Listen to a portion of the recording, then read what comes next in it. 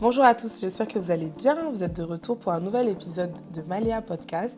Et aujourd'hui, j'ai l'honneur d'avoir ma sis, Yeah. Ange Pin, qui est parmi nous, qui est entrepreneur, qui est maman, Oui. qui est femme de médias maintenant, parce qu'elle est C'est ça. animatrice télé à Live TV.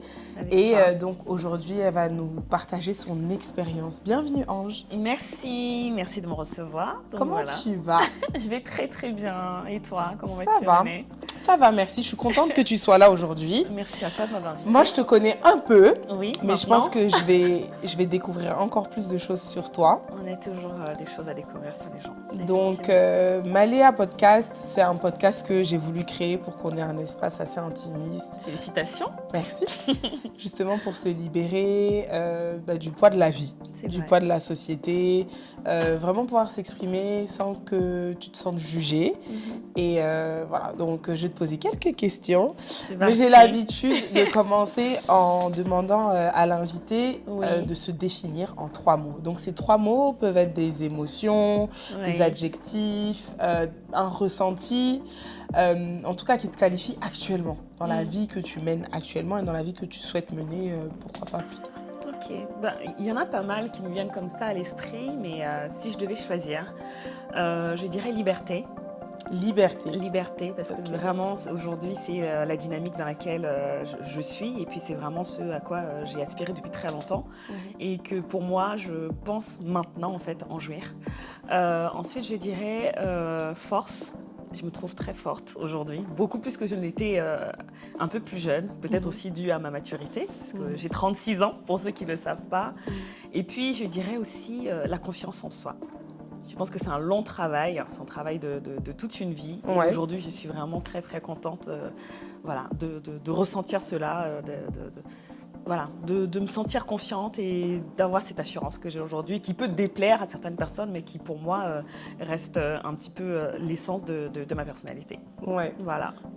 Franchement, je pense que c'est quand même ces 3 mots qui te définissent bien, en tout cas de ce que je sais. Tu me reconnais là-dedans? Je te reconnais là-dedans. Après, justement, moi, ce qui m'intrigue justement dans ton profil, c'est savoir comment tu réussis à devenir forte.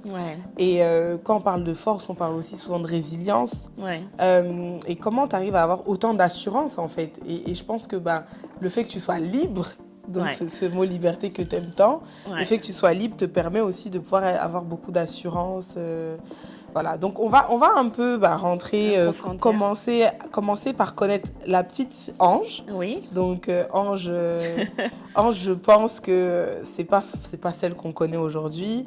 Ça a commencé par un parcours africain.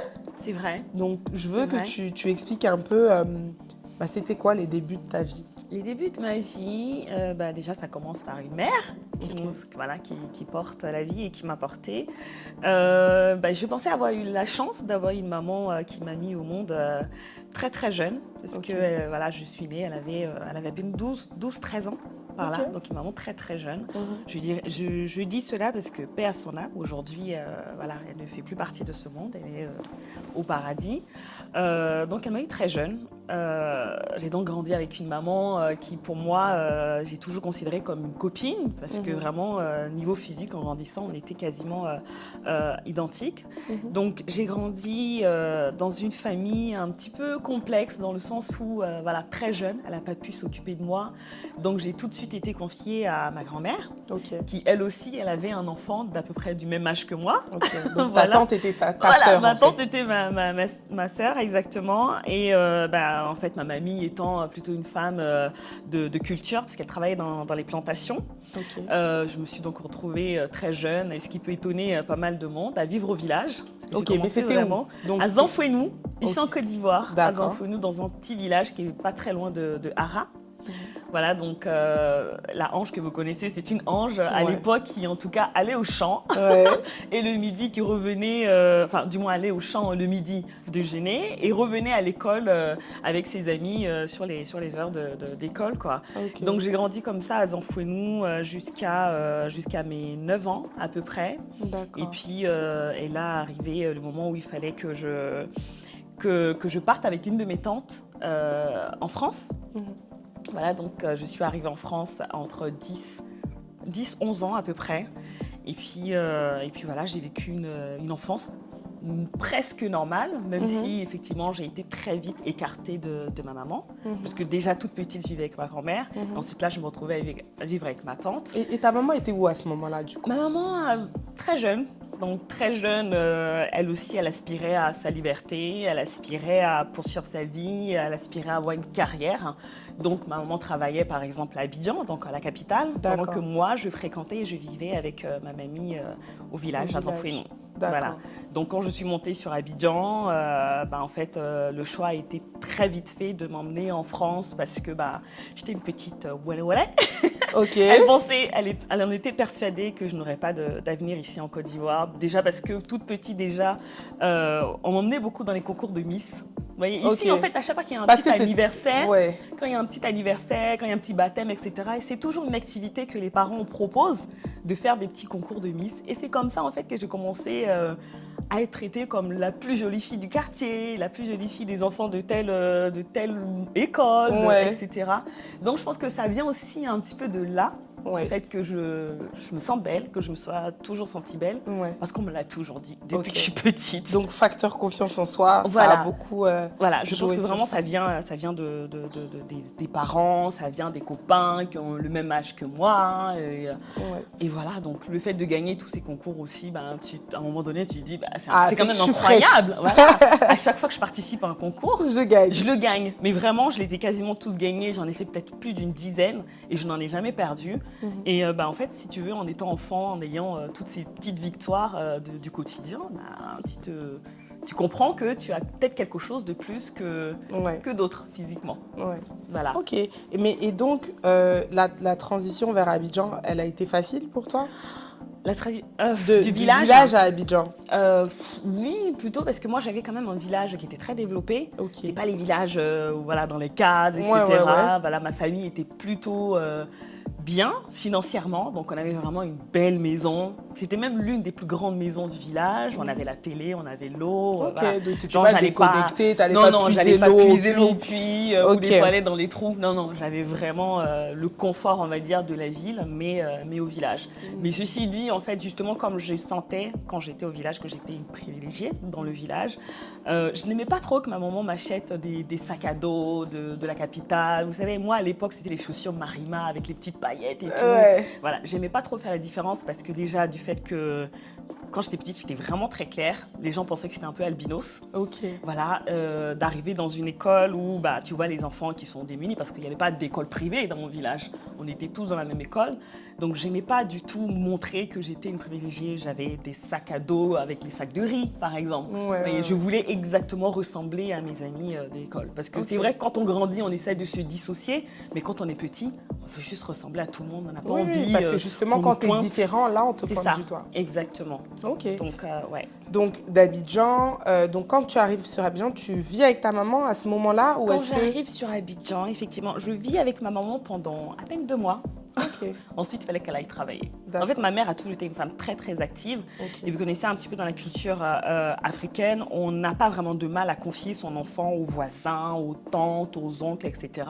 Vraiment, toute mon enfance a été ça. J'ai pas beaucoup vécu avec ma maman, j'ai plutôt vécu avec les voisins, avec les tantes, avec les oncles. Donc voilà, je quitte ma mamie, je suis tout de suite chez une tante, je suis chez un oncle, je suis chez une nièce, je suis voilà. Et ça, c'est quelque chose que aujourd'hui, avec le recul, est-ce que c'est quelque chose que tu as bien vécu? Parce qu'on entend beaucoup d'enfants qui ont vécu peut-être la même chose que toi, qui se plaignent justement d'avoir été séparés de leur maman. Alors toi, j'ai l'impression que tu es très consciente que c'est parce qu'elle avait besoin aussi d'aller travailler et que vu son jeune âge, elle avait besoin de s'épanouir en tant que jeune femme, en tant que jeune fille, quoi. Et du coup, est-ce que tu l'as mal vécu à un moment? Est-ce que tu lui en as peut-être voulu? Honnêtement, avant d'arriver en France, j'ai pas senti en fait cette importance de vivre avec sa mère. Avant d'arriver en France. Pour moi, quand j'étais ici, dans les maisons dans lesquelles j'ai été amenée, je parle par exemple chez ma tante ou chez mon oncle, etc. J'ai toujours vécu avec des cousins, des cousines. T'étais à la maison? J'étais à la maison en fait. Voilà. J'ai toujours vécu avec des cousins ou des cousines qui n'étaient pas forcément chez eux. Donc moi, j'ai jamais senti en fait l'importance d'être dans un foyer avec papa et maman. Puisque le schéma, en fait, le modèle que j'ai toujours connu, c'est celui-là. C'est celui-là. Quand j'étais chez ma mamie, par exemple, à Zanfouenou, là-bas, il y avait tous les enfants. Les Et mamans t'as qui jamais travaillaient. senti de différence Non. entre ceux non, qui non, avaient non. leurs parents présents dans le foyer et toi, par exemple? Pas forcément, ou du moins, c'est pas quelque chose C'était qui m'a ça t'a pas arrêté marqué. ou qui m'a freiné dans mon D'accord. évolution. Non. Et donc, comment ça se passe? Donc, tu quittes Abidjan, Je quitte Abidjan. t'arrives en France. T'arrives où en France? Je quitte Abidjan, j'arrive à Juvisy-sur-Orge, Ok. donc ce qui est 91. 91. Tu connais? Voilà, j'arrive à Juvisy-sur-Orge, j'arrive donc chez ma tante qui vivait à l'époque avec une autre de ses sœurs. Mais très vite, en fait, elle s'est mise avec un monsieur blanc qui avait les moyens et on s'est retrouvés donc à Étréchy, qui est dans un château. Ah ouais, Ouais, tu passes du village au château. Je passe du village à peine à la ville d'Abidjan au château. Donc je me suis retrouvée à Étréchy dans un château avec donc ce monsieur blanc qui était très gentil, vraiment, qui m'a très très bien traitée et ma tante qui n'avait pas d'enfant et du coup les deux m'ont pris vraiment sur les ailes. Ils m'ont adoptée, exactement. Mais ça a été très difficile pour moi quand je me suis retrouvée à Étréchy, simplement parce que j'étais la seule noire. Du coup, ma tante que j'appelais maman, elle n'allait pas à l'école. Ouais. Mais l'école dans laquelle je me suis retrouvée, j'étais la seule noire. Ouais. Et là, vraiment, j'étais la bête de foire de tout le monde. J'avais droit à tout, tu connais, j'avais droit à toutes les questions. Ah, tu viens d'Afrique? C'était à l'époque. Hein, moi, je suis née en 1987. Donc, c'était à l'époque, les petites filles qui voyaient une noire pour la première fois dans leur école. C'était des questions, pour moi, aujourd'hui, je considère innocentes. Mais à l'époque, je trouvais agressives parce que, voilà, tu viens d'Afrique, ça te fait quoi d'être ici? Il y a de la lumière. Ça te fait quoi d'être dans une école où tu as des chaises, tu as des tables? Ça te fait quoi? Et quand vous avez vos règles là-bas, est-ce que vous utilisez des bananiers, des trucs hyper cons que je prenais très mal parce que pour moi je me disais mais attends mais c'est pas possible, ils ont jamais été en Afrique, tout le monde sait qu'en Afrique, surtout, enfin moi je venais d'une famille voilà, plutôt aisée, comment on peut me poser ce genre de questions, tu vois? Mais aujourd'hui je me rends juste compte que c'est de l'innocence, c'est des gens qui n'ont pas forcément les informations. C'est de l'ignorance aussi. Oui, mais quand parce on est qu'ils ne enfant, connaissent pas en fait. Voilà, quand on est enfant, 12 ans, pour moi c'est pas vraiment parce qu'on n'a pas aujourd'hui. Du moins, avant, on n'avait pas autant accès à l'information qu'on a aujourd'hui, en Instagram, etc. Donc avant, des petites choses que je prenais comme une agression, aujourd'hui, bien évidemment, je les comprends mieux. Et donc, tu te retrouves dans un environnement où les enfants ne savent pas vraiment comment se comporter avec toi. Mais toi, du coup, quelle était ta réponse face à ce genre d'attaque, entre guillemets? Moi, c'était très agressive. Parce que comme je l'ai dit, moi je prenais ça pour une attaque, étant petite, donc je me battais beaucoup. J'étais très bagarreuse, au point où je me retrouve à avoir des conseils de discipline. Et c'est là où voilà, je comprends qu'il faut que j'améliore peut-être un petit peu ma manière de m'exprimer parce qu'ici à Abidjan, c'est pas compliqué, quelqu'un t'énerve, ça part vite. Tu vois. Donc c'est des choses que j'ai commencé à reproduire, c'est des petits blancs et ma maman elle me disait il va falloir que tu te calmes, tu sais, ici c'est pas Abidjan, c'est pas Jean le plus fort qui gagne, tu vois, il faut que tu apprennes à canaliser, à écouter et puis à ne pas prendre ça personnellement, enfin elle m'expliquait et du coup c'était un peu plus easy. Ouais. Du coup, ça m'amène à une autre question parce que moi aussi, je suis arrivée en France quand j'avais 7-8 ans. Et bon, après, c'est vrai que moi, j'étais en école française au Mali. Donc, du coup, bon, c'était à peu près les mêmes codes, c'était à peu près la même chose. Mais il y a quand même la notion de tu viens d'ailleurs, dans tous les cas. Donc, on me traitait tout souvent de blédarde, on m'insultait, voilà. Et comme toi, je me battais beaucoup. Mais du coup, à quel moment tu te dis... Parce que sûrement, il y avait l'accent aussi, non? Mais énormément, énormément. C'est vrai qu'en fait, on ne se rend pas compte quand on est ici, on pense qu'on parle français parce que nous, on se comprend. Mais une fois arrivée là-bas, je me suis très vite rendu compte que les vrais Français ne me comprenaient pas. Même les professeurs ne comprenaient pas ce que je disais. Moi, je ne pensais pas parler mouchi et tout ça. Mais c'était vraiment beaucoup de critiques là-dessus, au point que mes profs en soient arrivés à demander à ma maman d'arrêter l'école au moins pour une année, que je puisse prendre un professeur spécialisé pour m'apprendre à mieux m'exprimer, déjà avec un peu plus de lenteur, parce que je parle très vite souvent, je l'ai un peu gardé encore, et surtout utiliser les bons mots, parce que je mâchais pas mal de mots, par exemple, comme on parle en Côte d'Ivoire, les R existants, les E partout, etc. Donc j'ai dû manquer une année pour avoir une prof particulière voilà, qui m'a vraiment appris à parler le français, à articuler. Et donc, à en écrire. un an, En un an. tu as appris. En un an, j'ai appris. Mais c'est pas comme si je venais non plus de loin. C'est juste que mon Ouais. français n'était pas ça. adapté, on va dire. Et puis l'accent et c'est tout. L'accent est rien très fort. Ouais, Ok. ouais. Et parce que moi, j'ai l'impression qu'on t'a reformaté, en fait, On c'est m'a ça? totalement reformaté, hein, c'est ça. C'est-à-dire la manière de prononcer les mots. Parce que quand tu m'expliques que tu parlais un peu nouchi et tout, j'arrive même pas à y croire. Et pourtant, je viens du village. Ouais. Donc oui. Et ça, mais tu l'as bien pris? Parce qu'au moment où on te dit tu peux plus aller à l'école, est-ce que tu l'as pris comme une punition ou est-ce que tu l'as pris comme ouf, enfin je vais plus les voir? Une libération parce que les professeurs, c'est devant toute la classe te demander de répéter les choses, de répéter, ou même tes copains d'école quand tu parles, ils vont te demander t'as dit quoi, tu vois, tout le temps. Moi, c'est des choses qui commençaient à m'atteindre physiquement et moralement. Je ne voulais plus aller à l'école. Je ne me sentais vraiment pas à ma place. Et puis voilà, j'ai commencé vraiment à ressentir le manque aussi d'Abidjan, où au contraire, ici, on me disait que j'étais bien, etc. Là, j'avais l'impression de tout mal faire, en fait, tu vois. Donc, vraiment rester à la maison et puis avoir cette dame qui était vraiment très patiente, très douce et qui n'était pas dans la critique. Tu sais, c'est un peu comme quand tu apprends l'anglais. Il y a certains, ils te diront, il n'y a pas d'accent anglais. Mais en fait, avec cette prof, elle me disait tout le temps, il y a un accent français. Il y a une manière de prononcer les mots, il y a une manière d'articuler, il y a un son, il y a toute une vibration, en fait, autour de la langue française et même des mots que je ne connaissais pas, bien évidemment. Donc, j'ai appris des nouveaux mots, etc. Et du coup, non, j'ai trouvé que c'était plutôt enrichissant. Et quand j'ai repris l'école, là, je me sentais beaucoup plus à l'aise parce que j'étais même en avance. Bah oui, ça, c'est ce que j'allais te dire. Parce que Oui. finalement, tu développes ton vocabulaire, tu développes ta façon de t'exprimer et tout. Ouais. Mais surtout, bah, les autres enfants, ils n'ont pas ça. Bah non, ils n'ont pas ça. Parce qu'ils parlent comme ça couramment à la maison ou à l'école avec les enfants qui du coup font beaucoup de fautes. C'est ça. Okay. Et donc, puis malheureusement quand même, j'ai perdu du coup au cours de cette formation, l'ANI, que je parlais couramment quand je suis arrivée en France. À la maison, c'était interdiction de parler en nid. On ne voulait plus m'entendre parler cette langue. Ouais. C'était que le français que je devais parler et c'est justement ce qui m'a permis en fait d'accélérer, on va dire, mon apprentissage du français. Okay. Donc voilà, les gens qui m'entendent à chaque fois dire « Ange, tu chorobi », on m'a formée. J'ai été formée. C'est comme ça qui est là. Comme ça qui est là. Ok. Voilà, mon naturel. Et pendant donc, cette période-là, comment se positionnait ta maman? Ma maman qui était ici, oui. Bah, écoute, ta maman biologique. Ma mère biologique, elle oui. était plutôt satisfaite. Voilà, elle m'appelait de temps en temps pour prendre de mes nouvelles. Mais voilà, ma maman, c'est pas quelqu'un avec qui j'ai vécu. Donc, on n'a pas eu cette... Je sais pas comment dire, j'ai jamais eu cette intimité où on se manque. J'ai pas senti le manque de ma maman parce que je suis en France.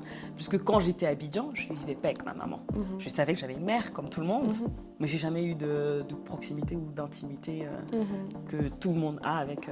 Enfin, pas tout le monde, parce que je suppose que je suis pas la seule dans ce cas-là. Oui, bien mais, sûr. Voilà, et il y en a qui ont l'air proches de leurs parents et qui après ont des relations un peu tendues. Bon, ça c'est autre chose. Mais donc...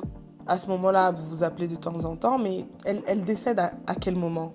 Oula, ma mère est décédée il y a très peu de temps. Elle est décédée en 2018, là, tout récemment. Ah, ok, d'accord. Ouais, je pensais que c'était dans ta jeunesse, non? Non, Dieu merci. D'accord, donc pendant toutes ces années-là, vous avez maintenu cette relation telle qu'elle? La même relation qu'on avait quand j'étais à Zanfouenou et qu'elle à Abidjan, ou quand elle était à Abidjan et que moi j'étais au quartier d'à côté, quoi. D'accord, voilà. mais tu penses que la relation aurait pu évoluer ou tu la préférais maintenue comme ça?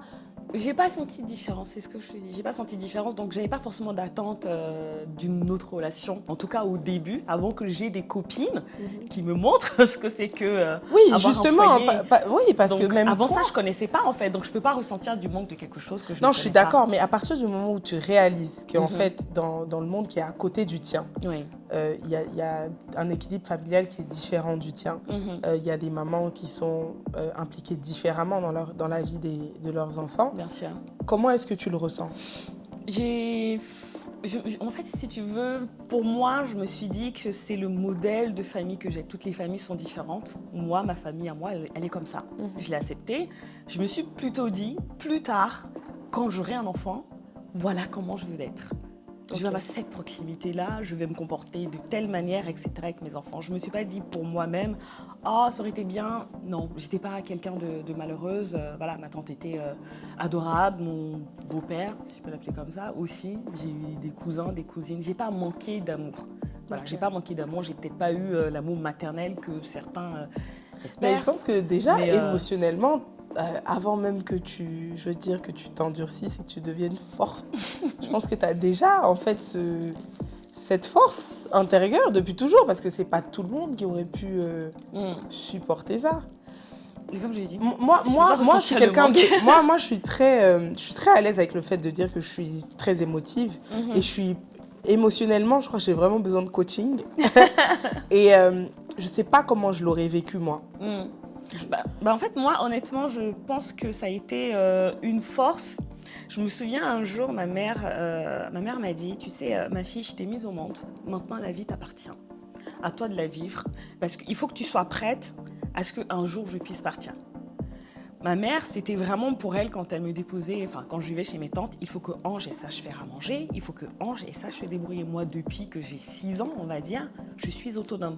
Je n'ai jamais été dépendante de qui que ce soit pour faire ou penser ce que j'ai envie de penser ou de faire.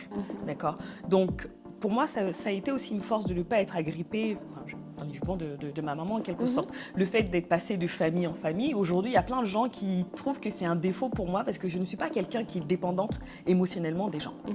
Quand je suis dans un lieu où je suis avec quelqu'un, tu auras l'impression que tu es ma meilleure amie, je t'aime plus que tout au monde. Et ça, c'est vrai. C'est vraiment je t'aime. Je suis quelqu'un qui vit le moment présent et les instants présents, à fond, à 100%. Mais je suis quelqu'un aussi qui est consciente que ça peut changer d'une minute à l'autre. De la même manière que j'ai pu changer de famille d'un mois à un autre comme ça m'a forgé. C'est pas quelque chose qui va t'affecter. Voilà. C'est pas que ça va pas m'affecter, mais je vais pas perdurer dans de la peine ou dans de la dépression. Je ne suis pas quelqu'un de dépendante émotionnellement des humains, on va dire, ni du matériel non plus. Je suis avec toi, je t'aime. On va vivre le moment, mais à fond. T'es ma meilleure amie, t'es mon amour, mais tu me fais une crasse, c'est fini. C'est fini, je peux avancer. Je passe à autre chose. Je passe à autre chose et je passe à autre chose, pas forcément facilement parce que j'ai pas d'émotion ou quoi que ce soit, mais parce que c'est la vie. Les choses n'ont pas forcément pour vocation à être éternelles. Voilà comment je conçois la chose. Ok. Voilà. Très pragmatique. Exactement. On adore. Et donc voilà, tu as ta petite vie en France, donc ça se passe bien pour toi à l'école. Oui. Donc tu te développes aussi un cercle social, je suppose. Bien sûr. Donc toujours à Étréchy, c'est ça ? Non, je quitte Étréchy. Finalement, on revient à Juvisy-sur-Orge. D'accord. Voilà, pour reprendre les études, parce que je ne voulais plus rester à Étréchy, simplement parce que j'étais la seule noire de l'école. Et vraiment, la représentation, je pense que quand même quand on est enfant, c'est assez important. Voilà, donc une année à Étréchy avec les Blancs, là, c'était trop. C'était beaucoup. J'en avais marre. Et parce que depuis tout à l'heure, on parle de ta famille, on parle de ta maman, mais on ne parle pas de ton papa. Quel a été son rôle, du coup, dans tout ça ? Écoute, mon père... Tu préfères ne pas en parler ? Ouais, non, pas trop. Parce que vraiment, j'ai vécu avec mon père, on va dire, de mes 2 ans jusqu'à mes 4 ans. Et puis après, je n'ai plus de ces nouvelles, on va dire, jusqu'à ce que j'ai quasiment 19 ans. Donc, j'ai pas d'affinité avec lui. Aujourd'hui, je le vois, on a de très bons rapports, mais c'est mon géniteur, on va dire. C'est pas quelqu'un pour qui j'ai des émotions... ni négative, ni positive. Il est là, je suis contente qu'il soit en vie. Voilà, j'ai des frères et sœurs, très nombreux, mais j'ai pas d'affinité. Voilà, et du coup, ta maman, à part toi, elle a eu d'autres enfants ? J'ai un petit frère. J'ai un demi-frère, tu es en contact qui vit au Mali avec son papa. Il vit au Mali ? Il vit au Mali maintenant. Mais donc, tu es un peu malienne, par extension. C'est ça. La go qui veut tellement créer des liens. Ok, cool. Ça. D'accord, ok. Et donc, à quel moment, toi, tu commences à te construire en tant que femme ? Parce que tu as une famille maintenant. Aujourd'hui, oui. Parce que c'est quand même pas... je veux dire, vu ta situation familiale, certaines personnes se seraient dit peut-être « je veux même pas de tout ça ». D'autres peut-être justement veulent créer leur famille pour avoir ce sentiment d'appartenance à quelque chose de fixe cette fois-ci. Oui. Toi, c'était comment dans ton esprit? Est-ce que ça a toujours été clair que tu voulais te marier, avoir des enfants? Non, pas du tout, du tout, du tout, du tout. Moi, je n'ai jamais été le genre de femme qui rêve d'un mariage, qui rêve d'avoir des enfants, qui rêve d'avoir un foyer. C'est bête, hein, et pourtant c'est quelque chose dont on pourrait penser que j'ai manqué. Mais disons que je n'ai jamais eu vraiment de modèle de famille parfaite. Donc du coup, c'est pas quelque chose qui me donnait envie. J'ai toujours vu des familles recomposées, comme je le disais, hein, que je sois à Zanfonou, j'ai vu des enfants, des nièces, des cousines, que je sois en France, j'ai donc ma tante qui était mariée avec un blanc, qui lui aussi avait des enfants, mais avec qui il ne vivait pas parce qu'il était en conflit avec son ex-femme. J'ai eu dans mon école des copines avec des parents en conflit, etc., des enfants malheureux à l'école, etc. Donc non, j'ai pas vraiment rêvé d'avoir des enfants, ni même d'être mariée. Ouais. Ça n'a jamais été quelque chose qui, pour moi, était un besoin. Et comment donc tu passes de ça à être mariée et 2 enfants? Alors, on est comme toutes les femmes, hein, on rencontre un jour quelqu'un et c'est cette personne en fait qui vous donne envie de par son modèle familial à lui. Donc moi, je rencontre mon ex-mari qui vient d'une très grande famille, soudée, qui fête les événements importants ensemble.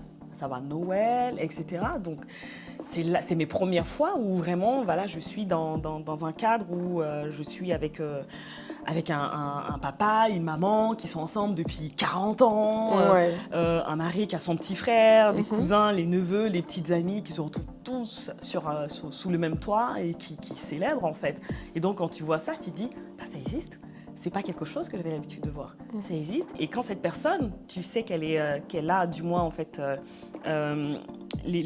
comment dire, les clés et la volonté de vouloir fonder une famille. Bastien, donc mon ex-mari, je savais qu'il voulait des enfants.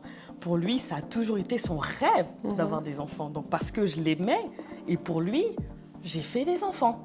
Ok. Voilà. Mais c'était pas parce que ah non du tout, parce que déjà, premièrement, j'ai pas grandi avec des petits-enfants. J'ai pas eu une maman qui m'a appris comment s'occuper d'enfants, etc.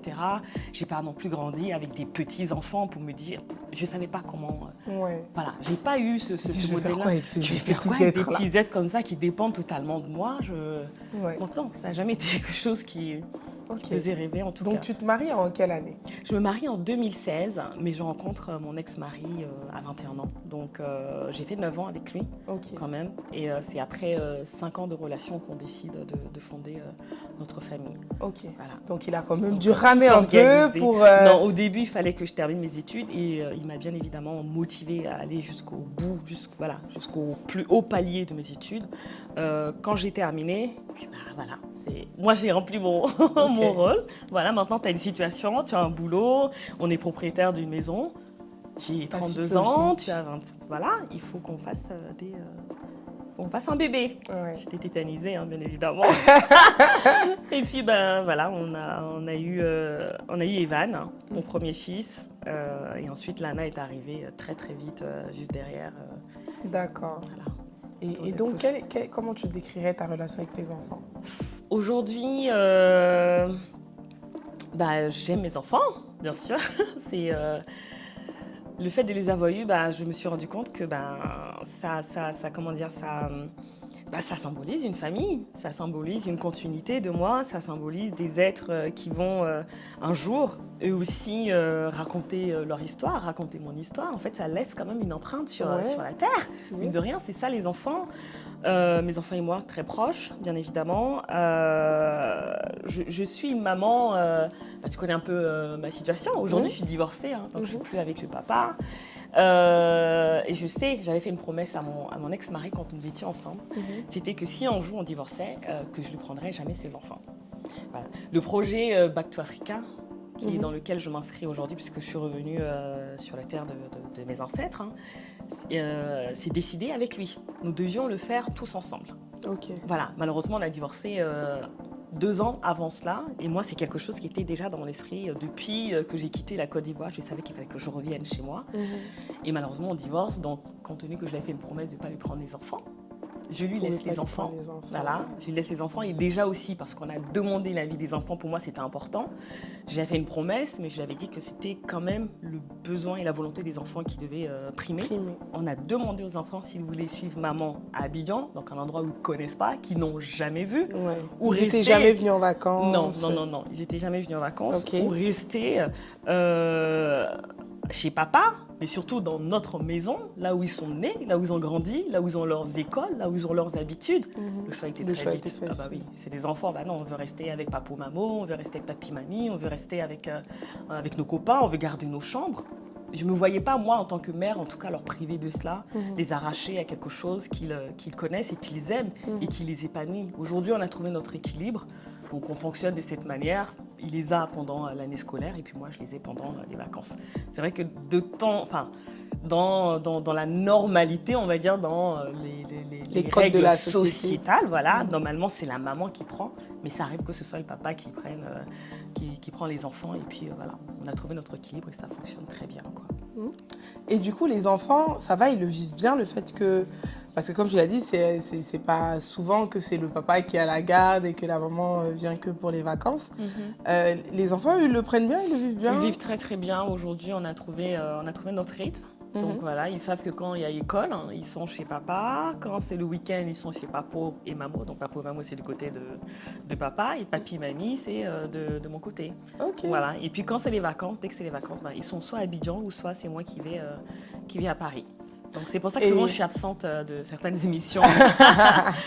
Et du coup, ta tante quand même, donc elle a gardé ce rôle de maman jusqu'à aujourd'hui et même de mamie. Malheureusement, elle est décédée aussi. Attends, c'est pas moi qui l'ai tuée. Oh, je te plaît. C'est pas toi qui l'ai tuée. Non, elle est décédée même plus tôt que ma maman. Elle est décédée en 2006. Ok, elle est décédée en 2006. Avant cela, elle avait divorcé de mon premier beau-père et elle s'était mise avec un autre homme qui est camerounais. Okay. Voilà, qui est aujourd'hui mon papa, parce que c'est vraiment lui qui m'a élevée, c'est avec lui que j'ai acheté mes premières serviettes hygiéniques, par exemple. Voilà, c'est avec lui que j'ai fait pas mal de choses. Donc aujourd'hui, c'est la personne que je considère comme mon père. Ton père. Donc voilà, j'ai pas manqué de père non plus, alors que mon père biologique est ici en Côte d'Ivoire. Il a vraiment rempli ce rôle à 1000%, et voire même au-delà de mes espérances, quoi. Donc souvent, quand je dis papa, c'est mon papa, le Camerounais de France. Okay. Voilà, et qui prend très soin de ses petits-enfants aussi pendant les week-ends. Bon, là, je vais te poser une question un peu délicate. Fais pas pleurer, on n'est pas venu pour ça. Je pense que tout le monde se demande quand même, qu'est-ce qui est arrivé à ta maman? Qu'est-ce qui est arrivé à ma maman? Parce que, comme tu dis, elle est jeune, comparée à toi, il y a 13 ans à peu près d'écart. 47 ans, Voilà, donc elle est décédée assez jeune quand même. Très jeune, très très jeune.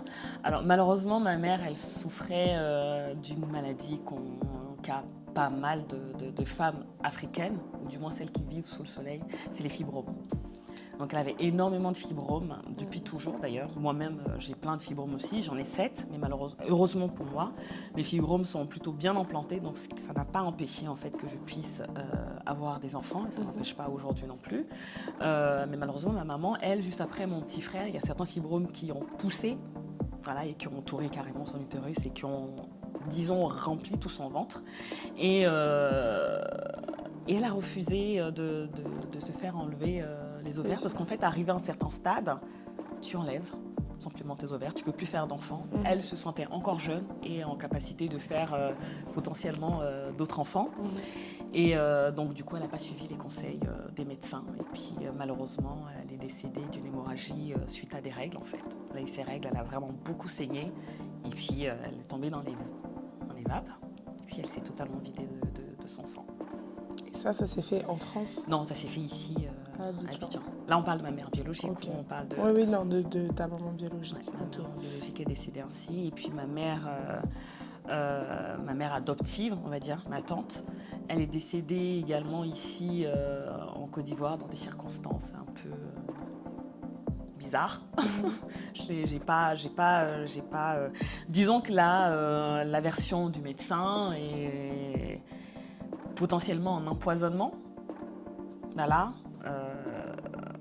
mais la version africaine, enfin, je sais pas, c'est compliqué. En tout cas, elle est également décédée ici en Côte d'Ivoire. Et comment on vit la perte d'une maman qui n'était pas vraiment présente, mais qui du coup, t'es consciente que c'est ta mère et que bon, quand même, tu la considérais comme une maman, quoi.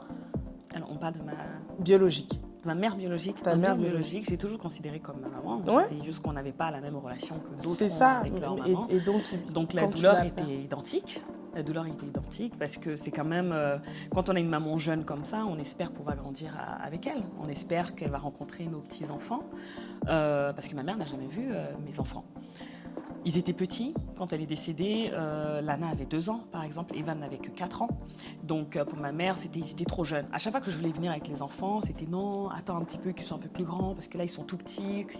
Quand ils viendront ici, tu vas voir, il y a tout le monde qui va vouloir les toucher. Enfin, très superstitieuse. Faut pas que les gens les voient. Attends qu'ils grandissent un petit peu quand ils auront 6-7 ans. Donc, à chaque fois, on a reporté les voyages. Jusqu'à ce que, malheureusement, elle décède. Donc, oui, effectivement, j'aurais aimé qu'elle ait une relation avec ses petits-enfants. J'aurais aimé, qu'elle reste en vie le plus longtemps possible, parce que ça reste quand même ma maman. On a tous, qu'elle soit bonne ou mauvaise, une mère reste une mère. On n'en a qu'une seule, elles ne sont pas remplaçables, même si on a des mamans de substitution, on va dire, des belles-mères, etc. Une mère reste une mère. Donc, bien évidemment, la peine que j'ai ressentie est la même que celle de tout le monde, malgré notre relation. Donc, ouais. Et comment tu as expliqué ça à tes enfants ? J'ai expliqué à mes enfants, mais ils n'ont pas été trop marqués non plus, parce que c'est quelqu'un qu'ils n'ont pas vu, ils l'ont vu à travers le téléphone.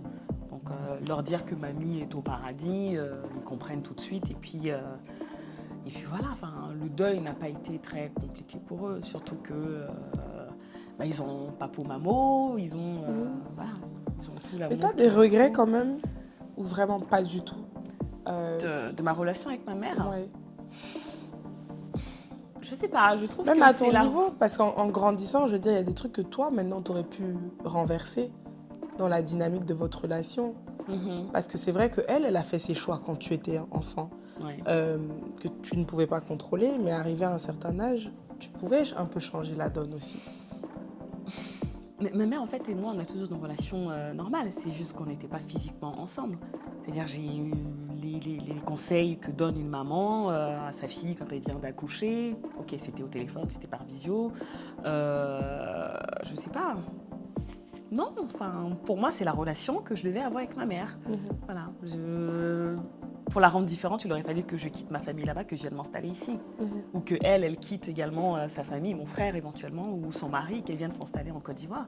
Donc en grandissant, on a eu une relation mère et fille normale, sauf qu'on vivait toutes les deux sur 2 continents différents. C'est tout. Ok. Et là, donc, comment tu t'inscris dans une dynamique de « il faut que je rentre en Afrique » ? Oh là là, mais ça pour moi, ça a toujours été une évidence. Quand j'ai quitté la Côte d'Ivoire à 10 ans, pour moi, j'y allais pour apprendre. J'y allais pour revenir plus forte, pour revenir indépendant, pour revenir, pour revenir dans une dynamique de femme qui est allée, qui a appris, qui a grandi, qui a mûri et qui a envie de déployer tout ça ici, en fait, sur le continent. J'ai toujours eu ça, en fait, en esprit. Depuis le plus jeune âge, pour moi, j'ai toujours su qu'il fallait que je rentre chez moi à un moment donné, parce que je n'étais pas chez moi en France. Pour moi, la France, ça a toujours été comme une passerelle pour apprendre, mais pas pour y vivre. De toute manière, on me faisait sentir là-bas que j'étais pas vraiment chez toi. Vraiment chez moi. Donc, comment se passe le retour maintenant ? Parce qu'il y a l'arrivée en France où on te pointe un peu du doigt, où on doit te reformater et tout. Et puis ensuite, tu reviens à la maison, mais en fait, tu n'es plus à l'image du pays. Du tout. Je reviens, pareil, sur une terre qui du coup, aujourd'hui, est un peu inconnue pour moi. Je découvre encore plein de choses, j'apprends encore. Le retour a été un peu, je vais dire un peu difficile dans le sens où, tu sais, quand tu es dans un pays où on te fait tout le temps sentir que tu n'es pas à ta place, quand tu reviens, tu espères que tout le monde t'accueille, que tout le monde te dit ça y est, maintenant je suis à la maison. L'enfant du pays est de retour. Voilà, malheureusement, je reviens différente. Je reviens en tant que Française, parce que j'ai aujourd'hui la culture française. Elle est en moi, j'ai été éduquée, j'ai été élevée là-bas, donc elle fait partie de moi. J'ai cette double culture, mais avec la culture française qui est quand même beaucoup plus forte, puisque j'ai grandi là-dedans. Donc j'ai droit à beaucoup de remarques, par exemple, ma manière de parler. Ça, c'est objectif. l'objet de plusieurs moqueries. En fait, les gens pensent que je fais exprès de parler comme ça. Première chose. Et puis même, il y a aussi mes attentes personnelles aussi. Je viens d'un pays où il y a un certain standing de vie. J'arrive ici, c'est totalement différent. Donc, il y a une certaine adaptation aussi qui est un peu longue. Parce que toi aussi, tu as quitté le village. Tu es arrivé à Abidjan. Tu as quitté Abidjan, tu es allé dans un château. Et donc, ensuite, donc, forcément, ton cadre de vie là-bas était quand même... Très différent, très différent. Mais après, aujourd'hui, je reviens en essayant de maintenir ce niveau de vie que j'avais. Je ne suis pas revenue en retournant au village. Je reste quand même dans la ville et je vis dans un quartier qui est quand même assez développé et, on va dire, assez aisé. Donc, on s'attend quand même, justement, quand on arrive, en tout cas, on voit la Côte d'Ivoire depuis la télé ou même pendant les vacances, comme étant un pays hyper développé, etc. Donc, tu t'attends à avoir le même standing de vie et d'avoir des collaborateurs aussi du même standing que tu as eu quand j'étais en France. Mais tu arrives ici et tu te rends compte que la manière de travailler est différente. Peut-être un peu plus de lenteur, un peu plus de laxisme. Voilà, il y a quelques petites différences comme ça qui sont au début très frappantes et qui peuvent perturber. Mais une fois qu'on se met dans l'esprit que, en fait, il va falloir encore refaire un espèce de reformatage. La France, c'était la France. Maintenant, tu es à Abidjan, tu es en Côte d'Ivoire, c'est un autre niveau de vie, c'est une autre culture et puis les habitudes et les rites sont différents. Il va falloir te réadapter à une nouvelle vie. Donc ça, au début, je ne l'ai pas compris. Tu vois. Mais petit à petit, en fait, on s'y fait. Déjà, on n'a pas le choix. Je suis dedans. Donc, à un moment donné... de la même manière que tu es allé réapprendre à parler français. Et bien voilà. Voilà. Il faut reprendre dans l'autre sens. Super. Moi, déjà, je tiens à te dire que je suis très fière de toi. Oh, c'est gentil. Merci. Je suis vraiment très fière de toi parce que en commençant cette conversation, je ne m'attendais pas vraiment aux réponses que tu m'as données. D'accord. Parce que, comme je le disais, moi, je suis quelqu'un d'assez fragile émotionnellement. Et je n'aurais pas pu m'en sortir aussi bien que toi. C'est gentil. Avec tout ce que tu as vécu. Parce que... Tu le dis avec beaucoup je veux dire, c'est comme si en fait tu regardais la situation de l'extérieur. Et c'est un peu, tu es détaché de ce qui t'est arrivé et c'est très bien parce que du coup tu prends pas ça comme une fatalité, comme quelque chose qui devait te définir, tu vois, aujourd'hui dans tes choix de vie et tout. Et ça c'est très bien et je pense que c'est un bel exemple pour les personnes qui se disent que oui. Je suis destinée à justement ne pas avoir une famille stable, je suis destinée à ne pas avoir une vie normale parce que je n'ai pas vécu dans cet environnement normal. Mais en fait, finalement, c'est quoi la normalité ? Parce que toi, c'était ton normal, en fait. C'était mon normal. Après, tu sais, pour moi, comme je t'ai dit, le fait d'avoir changé autant de familles, ça m'a un petit peu formée dans ma vie aujourd'hui. Tu vois, dans le sens où je sais apprécier les moments. Je sais apprécier les bonnes choses qui m'arrivent et je sais prendre de la hauteur sur des choses qui sont plus pénibles. Je viens de loin. Vraiment, je n'ai pas partagé ici toutes mes souffrances, mais j'en ai eu. J'ai eu mon lot de souffrances. Donc aujourd'hui, je me permets et je m'autorise à être heureuse et être libre. Quand je parle de liberté, c'est vraiment parce qu'aujourd'hui, je me sens à ma bonne place déjà, à la bonne place. Je me sens chez moi, je me sens bien avec moi-même, je me sens légitime de vivre la vie que je vis aujourd'hui parce que je viens de loin. Et je n'autorise personne, en tout cas aujourd'hui, personne à me rendre malheureuse. La seule personne qui peut me rendre malheureuse, c'est moi-même. Voilà. Et comment je peux me rendre malheureuse, c'est en fonction des situations que je vis, comment je vais prendre cette situation. Est-ce que je vais la prendre pour me tendre vers le bas, rester dans cette déprime, ou plutôt en tirer les choses positives et puis m'élever? Moi, c'est vraiment mon mindset du moment, en fait. Et j'espère le garder aussi longtemps que possible. C'est vraiment toutes les choses qui vous arrivent dans la vie. C'est vous qui décidez la manière dont ces choses-là doivent vous atteindre. Soit tu vas être blessée, mais quel intérêt et quel plaisir tu en tires, en fait, à rester malheureuse pendant longtemps. C'est pas fun. Voilà. Pour moi, c'est pas fun. Ou sinon, tu le prends et puis tu en fais quelque chose de plus beau, quelque chose qui t'apaise. Et moi, je suis vraiment dans cette dynamique. Franchement, je trouve ça exceptionnel de réfléchir comme ça. C'est un mindset qu'on devrait tous avoir. Je pense que ça éviterait beaucoup de ressentiments, tu vois, beaucoup de rancœur. Et très positif. En tout cas, comme je te le disais, je le réitère, je suis très fière de toi. Merci. Et je suis contente que tu aies accepté de venir te confier à moi. Attends, merci à toi, c'est moi qui suis honorée sur d'être Maléa. Et est-ce que tu as un dernier mot pour les personnes qui nous regardent? Oh là là. qu'est-ce que je peux dire? Honnêtement, je dirais qu'on est maître de notre destin. Je pense qu'on choisit d'être heureux ou on choisit d'être malheureux. Ouais. Dans le sens où on a tous des blessures.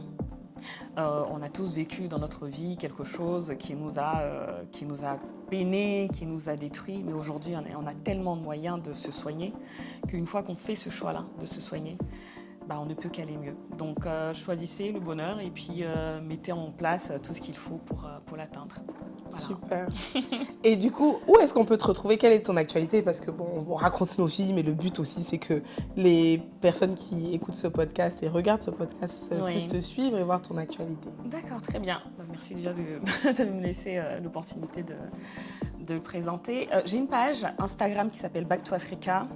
Comme ça a été pour moi un peu pénible aussi de faire mon retour vers l'Afrique, j'aide sur cette page en fait les personnes qui souhaitent suivre le même chemin.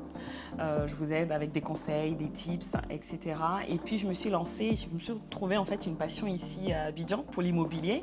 Donc j'ai une page Instagram aussi qui s'appelle Nid d'Afrique sur laquelle je vais vous donner donc des précieux conseils pour pouvoir vous lancer dans l'immobilier, notamment pour pouvoir en fait vous créer des revenus passifs. Parce que c'est vraiment important, quand on revient en Afrique, on ne sait jamais quoi faire. Il y a pas mal de choses qu'on peut mettre comme ça en place pour pouvoir vivre pleinement son aventure et gagner de l'argent en parallèle. Donc, d'accord, voilà. Ok, merci beaucoup. Merci à vous de nous avoir suivis et on se retrouve très bientôt pour un nouvel épisode de Maléa Podcast. Bisous.